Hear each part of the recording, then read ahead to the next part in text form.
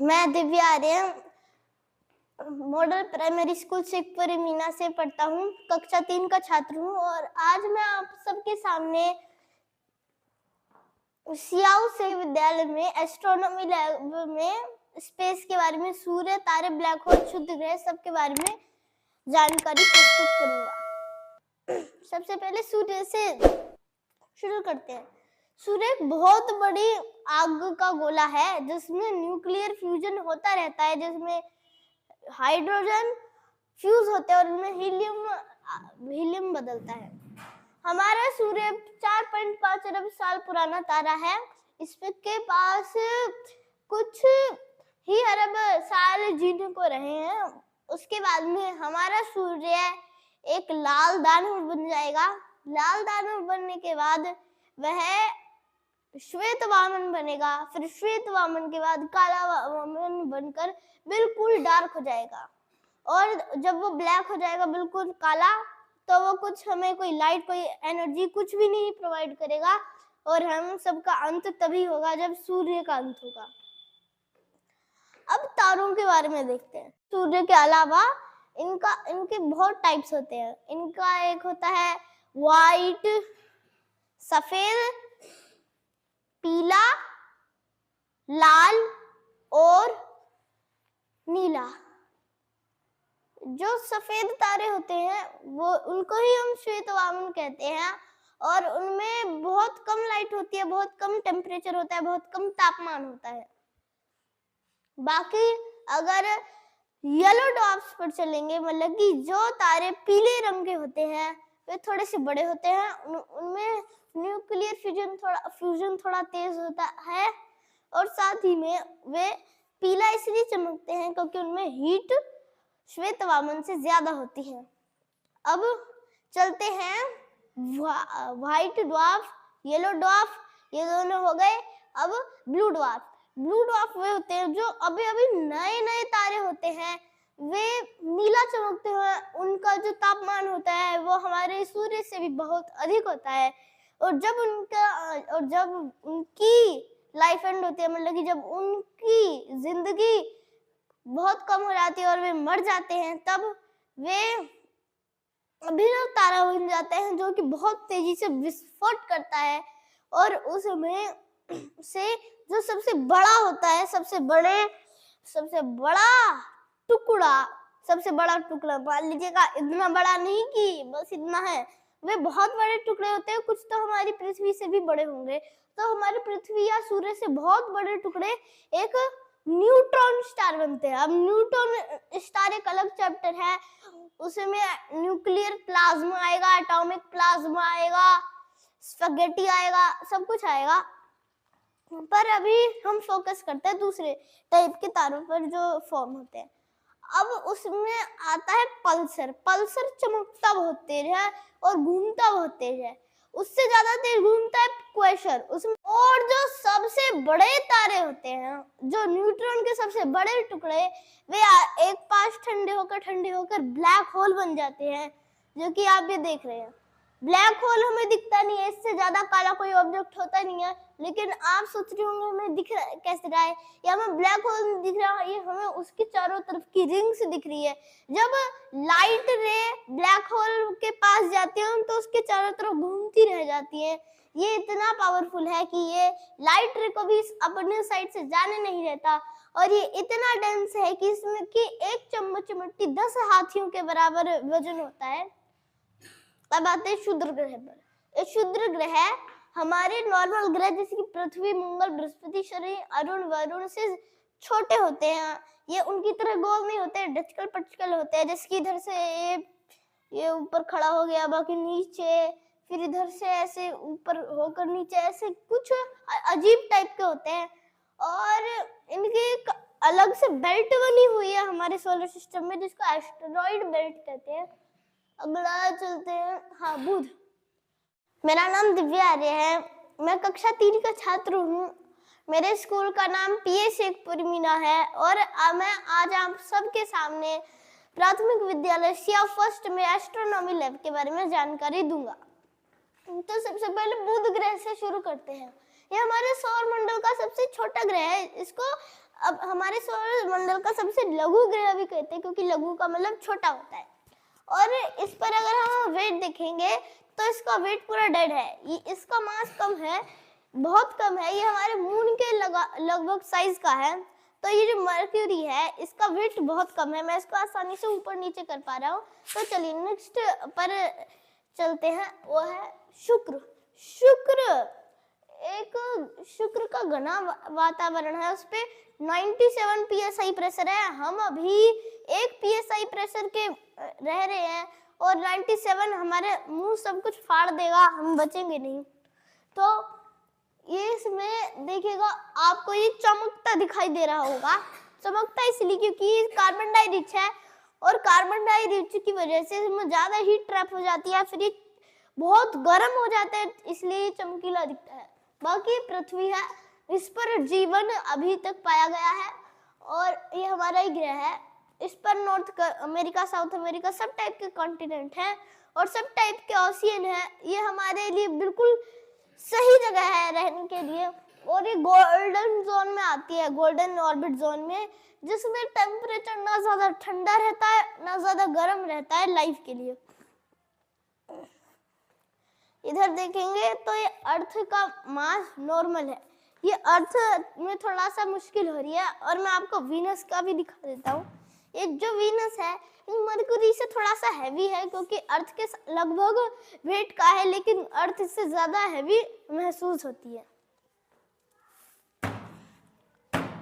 अगला प्लैनेट है मार्स, मंगल। इस पर आयरन रस्ट हो जाता है, जिससे आयरन हाइड्रोक्साइड के साथ जब रिएक्ट करता है तो वो लाल रंग का हो जाता है, उस पर रस्ट जमा हो जाती है और ये लाल चमकता है। यह मंगल ग्रह पर आयरन ऑक्साइड की वजह से ही ये होता है, और अगर आप देखेंगे तो 24 घंटे से थोड़ा अधिक समय लेता है अपना एक चक्कर पूरा करने के लिए। और बड़ा ग्रह है, इसकी डेंसिटी सबसे ज्यादा है, मैं आपको इसका वेट भी दिखा देता हूँ।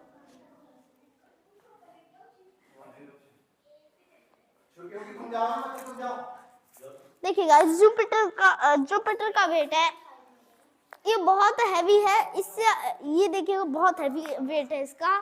अगर मैं इसको अर्थ के से मैच करूं तो अर्थ का इसमें इजी है, तो देखिएगा मैं इतना दूर अर्थ को कर सकता हूँ और इतना पास जुपिटर को रख रहा हूँ, मतलब ये जुपिटर बहुत भारी है, मेरे से सही से बोला नहीं जा रहा। अब मार्स का देख लीजिएगा, ये मरकुरी जितना ही है। बाकी अब मून के बारे में समझते हैं। मून हमारा अकेला उपग्रह है जो चमकीला दिखता है, क्योंकि सन को रिफ्लेक्ट करता है, और मैं इसका मास दिखाऊंगा तो मैं इसको उछाल कर कैच भी कर लूंगा, कुछ नहीं होगा मुझे, और ये बिल्कुल हल्का है। नेक्स्ट है सैटर्न। सैटर्न जुपिटर के लगभग वेट का है, लेकिन ये उतना ज्यादा डेंस नहीं है, इसका वेट इसकी रिंग्स से आता है, और ये एक अकेला ऐसा ग्रह है जिसकी डेंसिटी इतनी कम है कि अगर हम इसको एक बहुत बड़े पानी के समुद्र में छोड़ दें तो उस पर तैरता रहेगा। अगला प्लेनेट है यूरेनस। इसमें थोड़ा सा वजन है, अर्थ से ज्यादा वजन है, और लगभग अर्थ से 21 गुना ज्यादा व्यास है। तीसरा सबसे बड़ा व्यास है इसका। ये यूरेनस और ये अर्थ है। अगर मैं देखूंगा तो ये यूरेनस नीचे, अर्थ ऊपर। तो अगला है नेपट्यून। नेपट्यून का चौथा सबसे बड़ा व्यास है, और इसके मीथेन रिच एटमॉस्फेयर है, और इसका एटमॉस्फेयर बहुत एक्टिव करता है। अब मैं एक बात और बताऊं कि ये जो नेपट्यून और यूरेनस है, ये ओनली ऐसे प्लेनेट हैं जो आइस जायंट है। और वरुण दूसरा सबसे ठंडा ग्रह है, क्योंकि वरुण का एटमॉस्फेयर एक्टिव रहता है तो उस पर थोड़ी सी गर्मी रहती है। लेकिन जो अरुण है, यूरेनस, वो सबसे ठंडा है, वो ठंडा नहीं है, उसका एटमॉस्फेयर इतना थिन है वो किसी भी हीट को ट्रैप नहीं करता। जो अब हम जानकारी देंगे गैलेक्सी के बारे में। ऊपर देखो, वो हमारी खुद की गैलेक्सी है मिल्की वे। अभी हमने मिल्की वे को कॉलोनाइज नहीं करा है। इसमें एक छोटा सा डॉट, वो हमारा सोलर सिस्टम है। तो में से एक कोई हमारा सोलर सिस्टम है। तो अब जानिएगा, मान लीजिएगा कि हमने इधर से कोई रॉकेट ऊपर को सेंड करा, वो रॉकेट गया, हमारे मिल्की वे को देखा, लेकिन वो आएगा ना तो बहुत लॉस्ट हो जाएगा। हमारी मिल्की वे इतनी बड़ी है, और एक और दिक्कत आएगी लैंडिंग करने में, क्योंकि वो जो सन है वो हमारा घूम रहा है मिल्की वे के आसपास, और बहुत तेजी से वो उस पर घूम भी रहा है और उसके चारों तरफ भी जा रहा है। हमारे सबसे दूसरी सबसे पास के आकाश गंगा एंड्रोमेडा है। अभी एंड्रोमेडा जो है, इसके बारे में हमने ज्यादा कुछ डिस्कवर नहीं करा है। हमें बस यही पता है कि एंड्रोमेडा जो है वो हमारी दूसरी सबसे बड़ी गैलेक्सी है। अब इसको हिंदी में आप मानोगे नहीं तो इसको हिंदी में देवयानी कहते हैं। तो ये जो देवयानी है, ये मिल्की वे के लगभग बराबर साइज है, और जो हमारा सुपर क्लस्टर है उसमें सबसे बड़ी गैलेक्सीज हमारी मिल्की वे और एंड्रोमेडा या देवयानी भी है। तो ये है हमारा ह्यूमन ब्रेन, ये इसका है पार्ट जिसको हम सेरिबेलम कहते हैं। ये सेरिब्रम है, ये सेरिब्रम, इसके ये बीच में कनेक्टेड है। इसका है, इसके दो पार्ट्स हैं, एक है राइट ब्रेन और लेफ्ट ब्रेन। अभी मैं आपको इसको पूरा का पूरा अलग कर दिखाऊंगा। देखिए, देखो सबको दिख रहा है, ये हमारा मस्तिष्क तो है नहीं, ये अलग पार्ट है हमारा सेरिब्रम। अब इसमें दो लोब्स हैं, एक है लेफ्ट ब्रेन और एक है राइट ब्रेन। अब आप सोचोगे ये राइट ब्रेन कैसे, ये लेफ्ट ब्रेन कैसे? आपके हिसाब से तो ये लेफ्ट ब्रेन है और ये राइट ब्रेन है, लेकिन मेरे हिसाब से ये राइट ब्रेन है, ये लेफ्ट ब्रेन है। तब समझो, जो ये लेफ्ट ब्रेन है ये कंट्रोल करता है वो चीज जो आपको पसंद नहीं है, मतलब कि वो पढ़ाई। अभी मैथ्स को कंट्रोल करता है, वो सब चीज को कंट्रोल करता है जो कि बहुत कॉम्प्लिकेटेड हो जाती है, ये वाला लेफ्ट ब्रेन। और ये राइट ब्रेन जो होता है, ये राइट ब्रेन आपको कंट्रोल करता है कि आपको हैप्पीनेस, लव, सब कुछ, ये जो खचरी चीजें ये कंट्रोल करता है। अब इसको मैं जोड़ता हूँ, हमारा सेरिब्रम सेट है। अब मेडुला ऑब्लांगाटा सेट है, ये वही पार्ट है जो आपको याद करने में मदद करता है। ये एक टाइप से मान लीजिएगा कार्यालय है पूरे ब्रेन का। इधर से जो भी इंफॉर्मेशन होती है पहले इधर जाती है, उसको सिंप्लीफाई करा जाता है, उसको हर बार देखा जाता है कि सही है या नहीं। और ये जो है, ये बैक लोब है हमारा, इधर से आई साइट कंट्रोल होती है, ये बैक लोब से आई साइट कंट्रोल होती है। और अगर आप देखेंगे तो ये अलग पार्ट है, ये है ब्रेन का सेरिबेलम। ये सेरिबेलम पीछे थोड़ा सा है। आप इधर हाथ मारिएगा, कैसा लगता है? इधर कोई हड्डी है? नहीं, ये हड्डी नहीं है, इसको गड्ढा बोलते हैं नॉर्मल भाषा में। तो मैं इसको गड्ढा ही बोलूंगा क्योंकि ज्यादातर को इसका साइंटिफिक टर्म समझ में नहीं आएगा। तो ये जो गड्ढा है, इधर ब्रेन ने कोई प्रोटेक्शन नहीं दी, तो भगवान ने हमें एक चीज और दे दी, हमें पावर दे दी कि हम अपने हाथ को ऐसे कर लें जिससे कि हम प्रोटेक्ट कर सकते हैं अपने पीछे वाले पार्ट को और गले को। अब अगली जानकारी किसके बारे में दे? डाइजेस्टिव सिस्टम है। इधर जब हम मुंह से चबाते हैं तो इंसिजर काटते हैं, केनाइन फाड़ते हैं, प्रीमोलर उसको फोड़ते हैं और लास्ट में मोलर उसको मसल देते हैं। बाद में ये बोलस बन जाता है। जब ये इन चारों सेट से ये चब जाता है तो ये मोलर सेट से, प्रीमोलर सेट से, केनाइन सेट से और इंसिजर सेट से चब जाता है। जब ये हमारे टीथ सेट से, तो तब वो बोलस बन जाता है। अब ये वाला पार्ट पूरा हम उसको साइड में रखते हैं। अब आता है अभी ये वाला पार्ट, ये नीचे पेरिस्टोल्सिस नाम की घटना से होता है। इनमें ऐसे होता है, ये बीच वाला बड़ा हो जाता है, ऐसे ऐसे कर कर चलता रहता है। हो जाता है ये हमारे स्टमक में आ जाता है। मैं इसको अलग कर लेता हूँ आपको समझाने के लिए। तो ये है हमारा स्टमक, ये लीवर से जुड़ा रहता है थोड़ा सा। तो ये है स्टमक। आप सोच रहे होंगे ये तो आपको काजू बादाम जैसा लग रहा होगा, पर हाँ ये हमारा स्टमक है। ये नीचे ऐसे लेफ्ट साइड में ले करता है इस तरह से, और इसके साथ में ये अलग अलग आता है। ये हमारा लीवर को कहते हैं। ये सबसे हार्ड वर्किंग ऑर्गन है और ये इतना हार्ड वर्क करता है, देखिएगा इसका अलग से बहुत पार्ट टूट जाए, ये खुद एक तो फैक्ट्री की तरह काम करता है, इधर सब कुछ चलता है। अब हम सुने होंगे हम एक छोटी सी शॉप है, हमसे आप क्या करवाइएगा, 24 घंटे 7 दिन थोड़ी काम करेंगे, लीवर थोड़ी है, ऐसे बोलते होंगे लोग।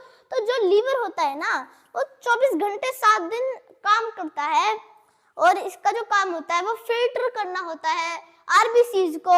इसका काम करना होता है कि जहर को मारना। जब किसी आदमी को कोबरा या वाइपर काट लेता है, उसके बाद उसमें जब फैलने लगता है उसका जहर, तभी लीवर ही होता है जो उस जहर से लड़कर हमारी बॉडी को थोड़ी देर तक बनाए रखता है। इन दोनों का काम हो गया। अब इसका देखें, ये ऊपर से कार्डिया है, कार्डिया में HCl निकलता है। HCl इतना तेज एसिड है, अगर इसको फुल कंसंट्रेटेड करके एक जार में डाल दिया जाए, उसमें आप एक मीट का टुकड़ा फेंक दो, तो वो तो उसमें जैसे ही डालोगे वो पिघलने लगेगा। अब अगला ये सिस्टम निकाल देता हूँ मैं। हाँ, अभी जो ये पार्ट जो है, ये पेनक्रियाज है, ये लठ नाम का एंजाइम निकालते हैं। लठ में 3 पार्ट है, एक लाइपेज, एमाइलेज और ट्रिप्सिन। ये सही कर उसको डाइजेस्ट करते हैं। लाइपेज फैट को डाइजेस्ट करता है, एमाइलेज स्टार्च को, और ट्रिप्सिन प्रोटीन को। ये पूरा पार्ट है, इसको दोबारा से प्लेस करते हैं, लार्ज इंटेस्टाइन पर जाता है, और इधर से ये जाता है, इसमें सब कुछ मिनरल्स और सब कुछ ये सोख देता है। तब तक ये जब इधर से आकर इधर जाता है, इधर से निकाल देता है। अब आई के बारे में बताना है। सब देखो, ये हार्ट है। अब मैं इस पार्ट को ले जाता हूँ क्योंकि इसमें वेन्स है, लेकिन हार्ट को वेन्स से बहुत कुछ करना है, लेकिन इस टाइम हम हार्ट पढ़ रहे हैं, वेन्स नहीं। इस पार्ट को अलग करता हूँ मैं। अब चलो, ये हमारा हार्ट है, इसमें करीबन 4 चेम्बर है, आपको दिखाता हूँ। ये है लेफ्ट एट्रियम, नहीं राइट एट्रियम। अब राइट एट्रियम से जो ब्लड जाता है वो अंदर को राइट वेंट्रिकल्स में जाता है। अब मैं आपको दिखा देता हूँ इसको खोलकर। तो ये जो आर्टरी है, इसको कैरी कर ऊपर ले आती है। अब जब ये इधर से नीचे जाता है, तो फिर ये जो आर्टरी होती है, ये लंग्स में जाकर उसका होता है काम। अभी ऊपर इस माध्यम से जाता है, अब ये इससे जाता है फुसफुस धमनी से, और ऊपर लंग्स में जाकर जब ये पूरा का पूरा शुद्ध हो जाता है, तभी हार्ट में दोबारा से एंटर करता है, और इस टाइम जो अशुद्ध ब्लड था वो शुद्ध हो चुका है, और वो इस जगह आ जाता है। अब इसके अंदर आने के बाद वो लेफ्ट वेंट्रिकल में चला जाता है। लेफ्ट वेंट्रिकल की जो मसल्स होती है वो राइट वेंट्रिकल के मसल से ज्यादा मजबूत होती है, तो बिल्कुल सीधा पुश कर इस नर्व से अब इधर से मेन एओर्टा से चला जाता है। ये 3 ग्रुप्स हैं, पूरे बॉडी में डिस्ट्रीब्यूट कर देते हैं ब्लड। और नेक्स्ट वाला कौन समझाए? अब आप ये सोच रहे होंगे ये क्या चीज है जो जिसको मैं चला रहा हूँ। पहले मैं आपके लिए इंफॉर्मेशन के लिए बताऊं कि न्यूटन्स क्रेडल है।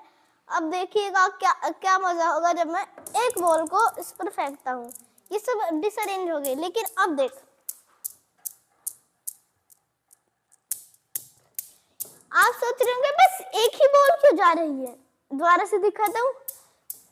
ये एनर्जी है जो है ये इधर से ट्रांसफॉर्म होकर इसमें जा रही है। आप देखिएगा ये हिलेगा नहीं, ये बीच वाला हिलेगा नहीं, लेकिन ये दोनों हिल जाएंगे। अब मैं इसको ऊपर से लाता हूँ तो ये, अब आप सोचेंगे बस एक थोड़ी, 2 भी तो हो सकते हैं। हाँ, 2 कंप्लीट हो सकते हैं। अब ये एक को मिस करेगा।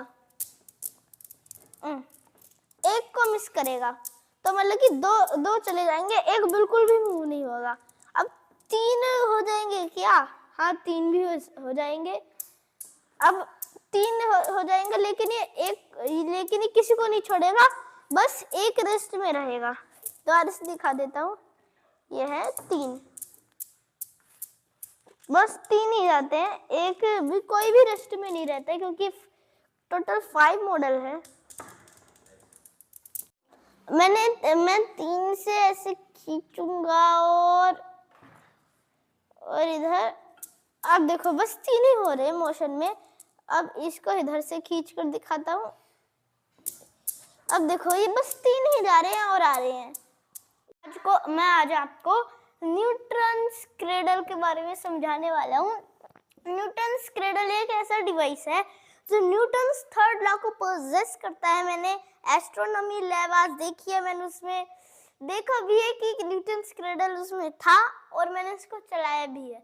अब देखिएगा, मुझे न्यूटन्स क्रेडल पहले से चलाना था। अब मैं आपको समझाता हूँ न्यूटन्स क्रेडल कैसे वर्क करता है। नॉर्मल जो होते हैं नॉर्मल क्रेडल उनमें करीबन 5 बॉल होती हैं, 1 2 3 4 5, लेकिन हमने इससे के लिए 7 रखी है, हमने 2 और ऐड कर दिए हैं। अब हम देखेंगे ये उसके न्यूटन्स के थर्ड लॉ पर डिपेंडेंट है। थर्ड लॉ है ना न्यूटन्स का। अब न्यूटन के थर्ड लॉ पर डिपेंडेंट है, आप कैसे कहोगे? थर्ड लॉ तो एक्शन और रिएक्शन का है, action and reaction, action and reaction. अब एक्शन एंड रिएक्शन इसमें कहां से आ गया? सबसे पहले हमने इसको उंगली से इधर तक खींचा, ये आ गया इधर तक, इधर से इधर तक आ गया, तो इसमें काइनेटिक ऊर्जा है, इसमें काइनेटिक ऊर्जा आ गई। अब इसमें काइनेटिक ऊर्जा आ गई। अब हम सोचेंगे अभी तो पोटेंशियल ऊर्जा है, काइनेटिक ऊर्जा कहाँ से आई? अब देखिएगा ये काइनेटिक ऊर्जा इसमें कहाँ से आई? हमारा हाथ स्थिर नहीं है, हमने इसको छोड़ा तो इसमें पहले थी पोटेंशियल। अब काइनेटिक ऊर्जा आप सोचेंगे कहाँ से आई? तो पोटेंशियल थी ना, पोटेंशियल थी। आप सोचेंगे काइनेटिक कहाँ से आई? हमने इसको छोड़ा, पोटेंशियल कम हुई लेकिन काइनेटिक बढ़ गई, काइनेटिक बढ़ गई। पोटेंशियल थी, काइनेटिक बढ़ गई, मतलब कि जितना ऊपर से हम ड्रॉप करेंगे उतना ज्यादा इसकी पोटेंशियल कम होगी और उतना ही ज्यादा इसकी काइनेटिक ज्यादा होगी। मतलब कि जितना ज्यादा पोटेंशियल उतना ही ज्यादा काइनेटिक। अब इसमें काइनेटिक एनर्जी है, काइनेटिक एनर्जी। चलिए ये अब हम काइनेटिक एनर्जाइज्ड बॉल्स को रेड कलर देंगे। अब ये रेड कलर हो गई, हम इसने काइनेटिक एनर्जी दी। अब इसने जाकर टक्कर मारी इसमें, ठीक है। अब इसने अपनी काइनेटिक ऊर्जा को खो दिया इसने। इसको ब्लू कलर कर लेते हैं, लेकिन अभी यहाँ नहीं रही, ये इवेंचुअली इधर आ गई, ये इधर आई, लेकिन इसमें काइनेटिक ऊर्जा आ चुकी थी, ठीक है। तो इसने क्या करा, इसने जाकर अब ये भी इसमें भी ऊर्जा आ गई, तो इसने फोर्स कहाँ को लगाया था? इसने इधर को लगाया था फोर्स, हाँ। तो इसने इस फोर्स को ये चली नहीं, यही बॉल मिल गई, तो इसने इसको फोर्स लगा दिया, ये एनर्जाइज हो गई। अब ये नहीं चली, इसके साइड में ही मिल गई, वो एनर्जाइज हो गई। अब ऐसे ऐसे चलते चलते जब ये एनर्जाइज हुई और इसने अपना एनर्जी इसको दिया, तो इसके आगे कोई बॉल नहीं थी इसको एनर्जी, जिसको ये दे, इसे सीधा लेकर एनर्जी और भाग गया। अब आप सोचेंगे भाग गया तो आएगा कहां से? लेकिन हमने इसको स्ट्रिंग से बांध रखा है और ग्रेविटी की वजह से ये नीचे आएगा। लेकिन आप सोचिएगा, अब काइनेटिक ऊर्जा को तो नीचे हो गई, वो धीरे होती हो गई जैसे ऊपर हुई, लेकिन पोटेंशियल बढ़ गई और ये सेम ऊर्जा रिपीट होगी, इसमें एनर्जी हो गई। अब इसने जाकर इसको टक्कर मारी, फिर ये कूल डाउन पर चली गई, और हम इसको ड्रॉ करते हैं।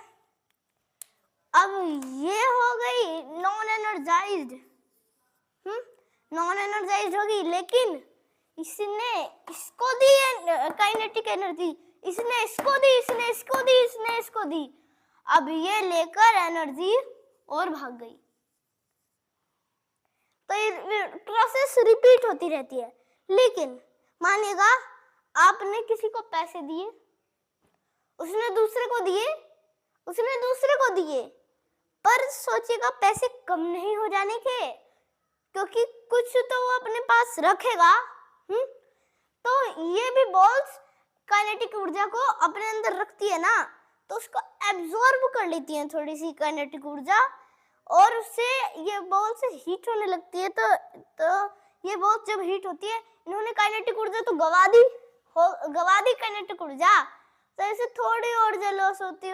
सबसे पहले स्ट्राइक मारेंगे, उससे थोड़ी सी कम जाएगी, उससे थोड़ी कम, उससे थोड़ी कम, उससे थोड़ी कम, उससे थोड़ी कम, और ऐसे कर कर वो दोबारा से एक ही पोजीशन में आ जाएगा, जिसको रस्ट बोलते हैं। अभी थर्ड लॉ के बारे में मैंने आपको पोटेंशियल एनर्जी की जानकारी दी। मैंने आज आपको न्यूटन्स क्रेडल के बारे में बताया। Thank you for watching, bye. Anti gravity क्या है? तो ऊपर को झुका हुआ है, लेकिन ये तब चल कैसे रहा है? फॉर इंस्टेंस ये एंटी ग्रेविटी है ही नहीं। ये बताइए कैसे बना है? इसमें ये छोर और इस छोर को देखिए,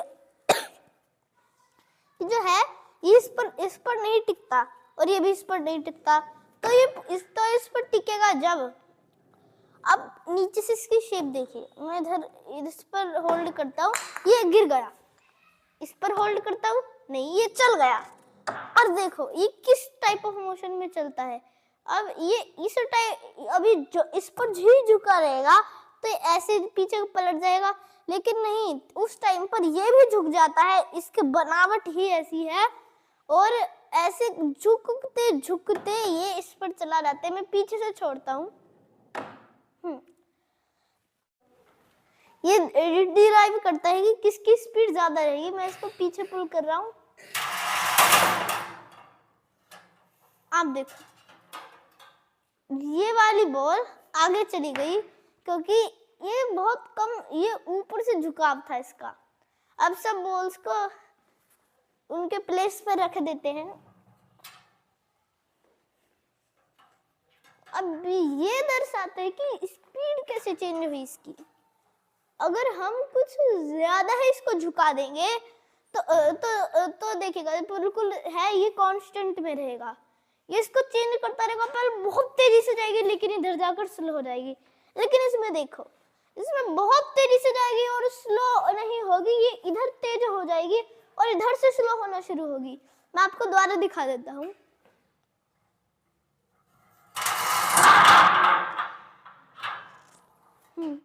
ये है न्यूटन का फर्स्ट लॉ ऑफ इनर्शिया।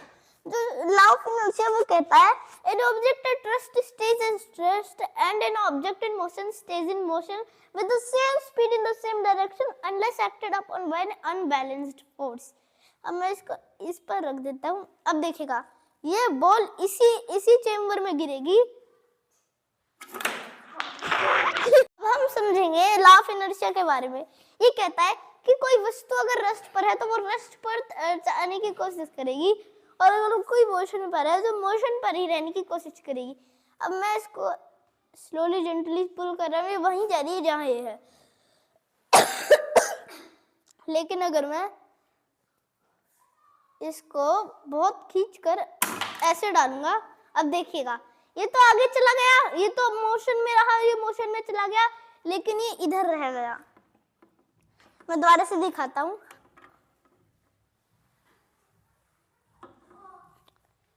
मैंने इसको खींचा और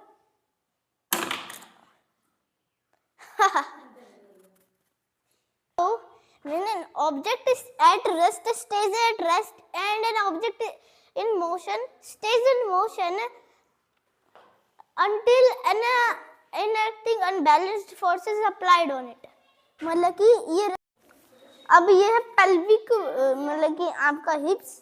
और फिर उसके बाद इसके पैर के बारे में लर्न करते हैं। भारी है ये है फीमर, फीमर। ये है टिबिया और ये है फिबुला। फिबुला बहुत स्ट्रेची बोन होते हैं। टिबिया तो ये क्रेनियल बोन्स ऊपर हैं, बाद में फेशियल बोन्स है। ये हमारा मैंडिबल है, इसमें दांत होते हैं। ये अलग अलग प्रोसेस है। तो अब इसमें देखेगा, ये हाथ है, ये ह्यूमरस है, ह्यूमरस। ये है रेडाई और ये है अल्ना। बाकी ये जो है, ये इतनी ट्रू रिब्स हैं, ये इतनी फॉल्स रिब्स हैं, और ये 2 फ्लोटिंग रिब्स हैं। फ्लोटिंग रिब्स फीमेल्स में संख्या उनकी ज्यादा होती है क्योंकि उनका जो नीचे इधर बच्चा होता है ना, यूटेरस में जो बच्चा होता है